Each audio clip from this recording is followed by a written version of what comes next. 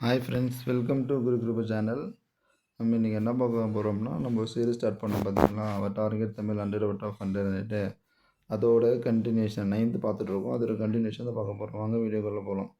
போன வீடியோவில் தண்ணீர் பற்றி கொஞ்சம் பார்த்துருப்போம். அதோட கண்டினியூஷன் தான் அது. தண்ணீர் வந்து கந்தர்வன் அந்த அந்த லெசன் எழுதினவர் கந்தர்வன். அவருடைய இயற்பெயர் என்னது நாகலிங்கம். ராமநாதபுரம் மாவட்டத்தை சேர்ந்தவர். தமிழ்நாடு அரசோட கருவூல கணக்கு துறையில் பணி. அப்படியே கொஸ்டின் கேட்பான், தமிழ்நாடு அரசு கருவூல கணக்கு துறையில் பணிபுரிந்தவர் யார்னு கேட்டால் கந்தர்வன். ஓகேங்களா. அவரோட சிறுகதை தொகுப்புகள் பாருங்கள். சாசனம் ஒவ்வொரு கல்லாய் கொம்பன், சாசனம் ஒவ்வொரு கல்லாய் கொம்பன், சாசனம் ஒவ்வொரு கல்லாய் கொம்பன். Okay okay. இப்போது இது வந்து ஒரு பாக்ஸில் கொடுத்துருப்பாங்க, மழை நீர் விர்ச்சுவல் வாட்டர்னா நம்ம வந்து தண்ணீர் வந்து டைரெக்டாக யூஸ் பண்ணுறோம், வீணாகுதுன்ற மாதிரி தான் தெரியும் நம்மளுக்கு. ஆனால் நம்ம மறைமுகமாக இப்போ அரிசிக்குள்ளே நம்ம அரிசி வந்து விளையுதுன்னா அதுக்கு இவ்வளோ தண்ணி பாய்ச்சிருப்போம் இல்லைங்களா. விவசாயம் பண்ணும்போதும் சரி, கோதுமை இது மாதிரி தக்காளி இது மாதிரி தண்ணி பாய்ப்போம். மறைமுகமாக நம்ம வந்து தண்ணியும் ஏற்றுமதி பண்ணுறோம்ன்ற மாதிரியெல்லாம் சொல்கிறாங்க. அதனால் பாருங்கள், ஒரு கேஜி ஆப்பிள் உற்பத்தி பண்ணால் அது வந்து 822 லிட்டர் தண்ணி தேவை. அதே ஒரு கேஜி சர்க்கரைக்கு 1750 லிட்டர் தண்ணி தேவை. அதே ஒரு கேஜி அரிசிக்கு 2500 லிட்டரும், ஒரு கேஜி காப்பி கொட்டைக்கு 18,900 லிட்டர் வந்து தண்ணி வந்து நம்ம மறைமுகமாக ஏற்றுமதி பண்ணுறோம்ன்ற மாதிரி சொன்னவர் வந்து யாருன்னா, அதுக்கு பேர் தான் மழை நீர்னா விர்ச்சுவல் வாட்டர்னா அதுதான். ஓகே, புரிஞ்சிருக்கும்னு நினைக்கிறேன் ஃப்ரெண்ட்ஸ். ஓகே, நெக்ஸ்ட் ஒரு லெசன், இம்பார்ட்டன்ட் லெசன் பாருங்கள். ஏறு தழுவுதல். நம்ம ஏறு தழுவுதல் நம்மளுக்கு எல்லாருக்கும் தெரியும். இப்போ ஜல்லிக்கு இப்போ வந்து மாடனாக ஜல்லிக்கட்டுன்னு சொல்கிறோம். அதுக்கு தான் அப்போ வந்து ஏறு தழுவுதல் தமிழர் திருநாள் அந்த மாதிரி தமிழர் திருநாளில் மாட்டுப்பொங்கல்னு சொல்லுவோம்ல, அதுதான் ஏறு தழுவுதல். ஏறு தழுவுதல் வந்து எங்கே மேக்ஸிமம் பார்ப்போம்னா முல்லையிலும் மருதத்துலையும் தான் பார்ப்போம். ஏன்னா முல்லை மக்கள் வந்து முல்லை என்ன வரும், காடு சார்ந்த இடமும் அதில் வந்து நிறைய வந்து பசுகள் வளர்த்துருப்பாங்க. மருதத்தில் வந்து வயல், ஏன்னா வயலில் வந்து விவசாயத்துக்கெல்லாம் நிறைய மாடுகள் யூஸ் பண்ணாங்க. அதில் வந்து ஏறுதழுவுதல்னால முல்லை மருதம் ஞாபகம் வச்சுக்கணும். சங்க இலக்கியமான கலித்தொகையில் ஏறுதழுவுதை பற்றி குறிப்பிட்டுள்ளது. ஏறுதழுவுதை பற்றி எதில் குறிப்பிட்டுள்ளாருங்கன்னு கேட்பாங்க. எங்க கலித்தொகையில். இது ஒரு மேற்கோள் பாருங்கள். எழுந்தது துகள், ஏற்றனர் மார்பு, கவிழ்ந்தன மறுப்பு, கலைஞர் பலன்னு கலித்தொகையில் சொல்லுது. கலித்தொகையில் முல்லைக்கலியில் ஏறு தழுவுதல் பற்றி குறிப்பு இருக்குதுன்ற மாதிரி ஞாபகம் வச்சுக்கணும். ஓகே, இது வந்து வேறு எதில் ஏறு தழுவுதல் பற்றி சொல்கிறாங்கன்னா, இங்கே பாருங்கள், சிலப்பதிகாரத்துலேயும் புறப்புற வெண்பாமல். இது வந்து சிலப்பதிகாரம், இது வந்து சிலப்பதிகாரம்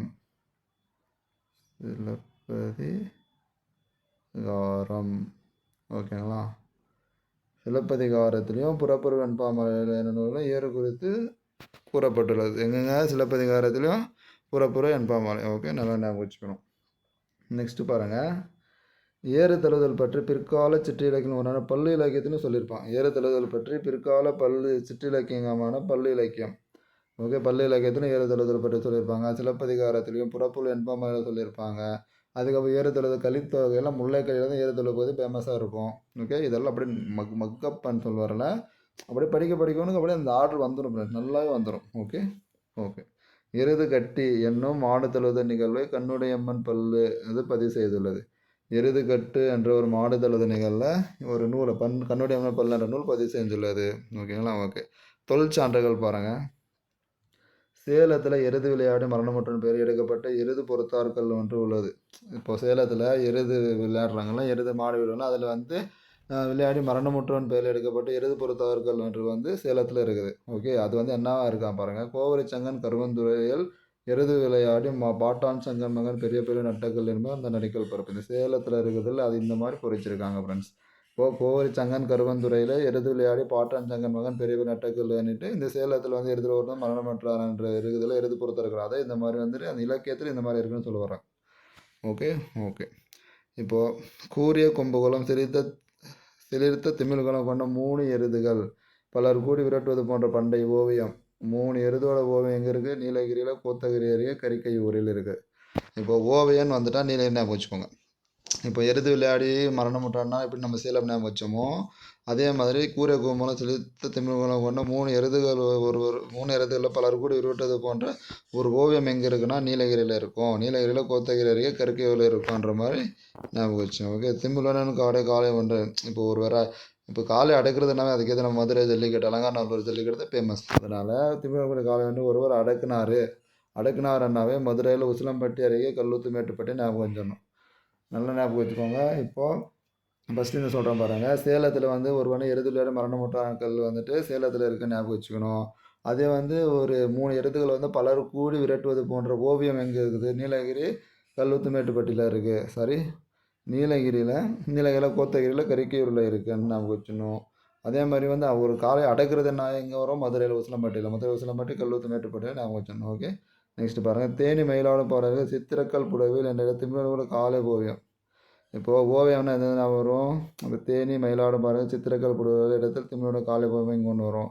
அங்கே நீலகிரியில் ஒன்று வரும். இது வருது, அது போடணும். ஓகேங்களா? சிந்துவெளி நாகரிக வரலாற்றிலும் காலை வந்து முக்கிய பங்கு இருக்குதுன்னு சொல்கிறாங்க.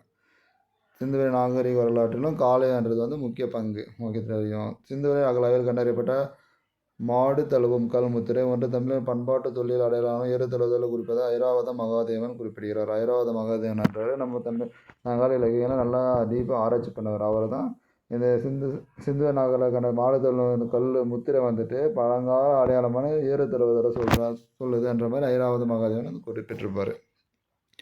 ஓகேங்களா? இப்போ பண்பாட்டு அடையாளம் பாருங்கள். ஏறு தழுவுதல் எங்கள் முல்லை நில மக்களோட அடையாளம். ஓகே, மருத நிலத்தில் வேளாண்மை பாலனிக்கல் மக்களுக்கு போக்குவரத்து ஒரு இடத்துல இன்னொரு பொருள் எடுத்துகிட்டு போவாங்கல்ல, பாலனிக்க மக்கள் அதுக்கு வந்து யூஸ் ஆகுதுன்ற மாதிரி சொல்கிறார். ஓகே. நெக்ஸ்ட்டு பாருங்கள், ஏரில் பூட்டி உழவு செய்ய உதவிய காளை மாடுகள் வந்து ஏறு மாடுகள் எருதுகள் ஏறுகள்னு சொல்லணும். இப்போ ஏரில் பூட்டி உழவு செய்கிறாங்க, விவசாயத்துக்கு யூஸ் பண்ணுற மாடுகளுக்கு பேர் தான் ஏறு மாடு எருதுகள் ஏறுகள்ன்ற மாதிரி. ஏறு தழுவுதலோட வேறு பேர்கள்னு பார்த்தா மாடு பிடித்தல், மாடு அணைத்தல், மாடு விடுதல், மஞ்சு விரட்டு, வேலி மஞ்சு விரட்டு, எருதுகட்டு, காளை விரட்டு, ஏறு விடுதல், ஜல்லிக்கட்டு. சல்லிக்கட்டு தான் அதுக்கு பேரில் ஜல்லிக்கட்டுன்றது. இந்த சல்லின்றது மாட்டோட கழுத்தில் கட்டத்தில் கட்டப்படுற வளையத்தினை தான் சல்லின்னு சொல்லுவோம். ஓகேங்களா?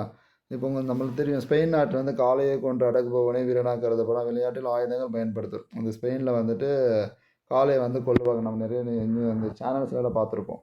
இதில் காளையில் வந்து கொல்லுவாங்க, அதில் ஆயுதங்கள் யூஸ் பண்ணாங்க. எந்த நாளும் ஸ்பெயின் நாடு. ஆனால் தமிழ்நாட்டில் நடைபெற ஏறு தழுவுதல் காளையில் அடக்குபவர்கள் எந்த ஆயுதத்தையும் பயன்படுத்துறதில்லை. அதே மாதிரி இதில் வந்துட்டு எருது வந்துட்டு ஸ்பெயின் நாட்டில் வந்துட்டு ஒரு வீரனை வந்து எருது வந்து கொண்டுடுதுன்னா அந்த காளையை வந்து கொண்டுடுவாங்க எங்கே? ஸ்பெயினில். ஆனால் நம்ம நாட்டில் என்ன பண்ணுறாங்கன்னா, இப்போ யாருமே அடக்க முடியாத காளை இது அந்த மாதிரிலாம் எவ்வளோ காளையை பார்த்துருப்போம் நம்ம. அந்த மாதிரி அந்த காளைக்கும் மனுஷனுக்கு ஈக்குவலான இடத்துல கொடுக்குது. மனுஷன் வந்து காளையில் அடக்கலாம், இல்லை காளை வந்துட்டு யாருக்கிட்ட அடங்காமல் இருக்குதுன்ற அது. இப்போ அதுலேருந்து என்ன தெரியுது? நம்ம தமிழர் வந்து எந்த உயிரும் புண்படுத்துறதில்ல. அவன் ஒரு மனுஷனை வந்து வின் பண்ணலன்னா கூட அந்த காலை வந்து பெரிய இடத்துல தான் வச்சு பார்க்கப்படுதுன்ற மாதிரி சொல்கிறான். ஓகே. பாருங்கள், தமிழனோட பண்பாட்டு திருவிழாவாக விளங்கும் ஏறு தழுவுதல் 2000 ஆண்டுகள் தொன்மையானது. கேட்கலாம், ஏறு தழுவுதல் எவ்வளோ ஆண்டுகள் தொன்மையானது? 2000. இப்போது ஒரு டூயின் இருக்குது பாருங்கள். எகிப்தில் இந்த ஏறு தழுவுதல்னது இன்னும் எங்கெங்கெல்லாம் இருக்குது உலக அளவில்? எகிப்தில் பெனியாசன் சித்திரம் என்ற இடத்துல இருக்குது. கிரீத்தில் கினோல சரணமன சித்திரம் காலைப்போர் குறித்த செய்திகளால் இருக்குது பாருங்கள். எகிப்தில் பெனிகாசன் சித்திரம், கிரீட் தீவில் கினோல சரணமன சித்திரத்தில் காலைப்போர் குறித்த செய்திகளெல்லாம் இருக்குதுன்னு சொல்கிறாங்க. ஓகே ஃப்ரெண்ட்ஸ், அவ்வளோதான். இந்த வீடியோ உங்களுக்கு பிடிச்சிருக்குன்னு நினைக்கிறேன். இந்த மாதிரி யூஸ்ஃபுல்லான வீடியோ வேணும்னா நம்ம குரு சேனலை சப்ஸ்கிரைப் பண்ணுங்கள். தேங்க்யூ.